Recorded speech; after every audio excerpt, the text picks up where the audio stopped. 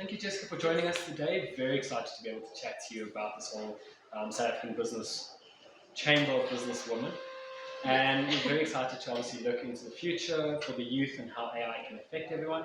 And we wanted to just chat a bit today with you about your sort of perspective and how you might have used AI in your sort of daily job and your functions.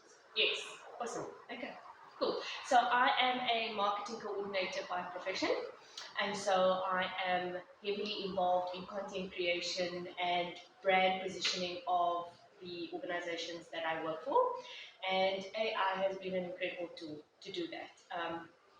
I have to facilitate a lot of press releases, I have to do social media captions and putting together lots of proposals, and AI has been phenomenal in a sense where I am able to regenerate one piece of content across different spheres of social media and for specific purposes. Yeah. I love that. And if you look forward towards the next generation of content creators, I myself am in marketing and advertising. Yes. And if we think about the next generation that is coming up in our game, how would you foresee the use of AI in the creator generation and how it can obviously benefit the next generation of creators? Okay, so I think that AI will be able to benefit the next generation of content creators because we will be able to get back different perspectives from the application, in a sense that what would have taken us 3-4 hours to spend researching different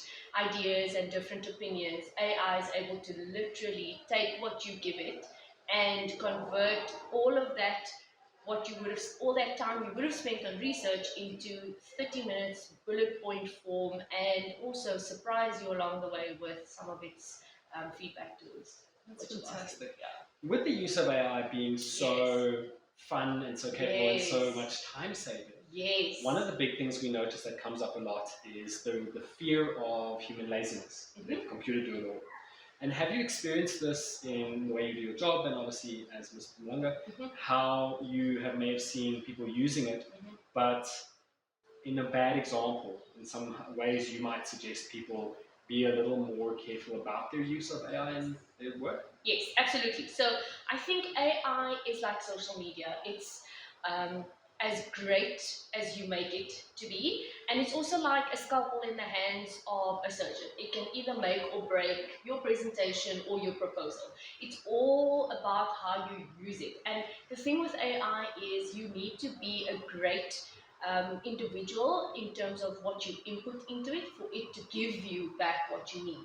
Therefore, the control is still 100% in your hands, and the success of what you receive back from the application is all dependent on what you put into it. So the fear of it making somebody lazy is completely irrelevant, because you need to give it enough to work with to be able to give it back, for it to give you back what you need.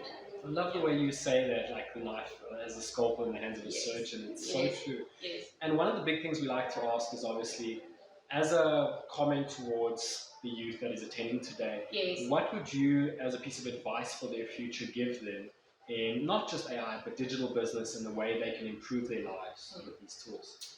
So my advice would be to definitely become more flexible, more adaptable. I think if there is a lesson that we've taken out of the generations before us, is that if you're too set in your ways, if you're too stuck on textbook theory and being taught by somebody in a suit in front of a room with a lecture, you're going to get left behind. I think the way that society is moving forward means that you need to adapt or die. It's beautiful, beautiful. Fantastic, and thank you very much for sharing your insights with us today. Super pleased to be able to have you with us, and look forward to your speech later on. Thank you so much. Everyone, that is Jessica from Ms. Prim. Thank you very much. Carl from Riverside Digital. Have a great day.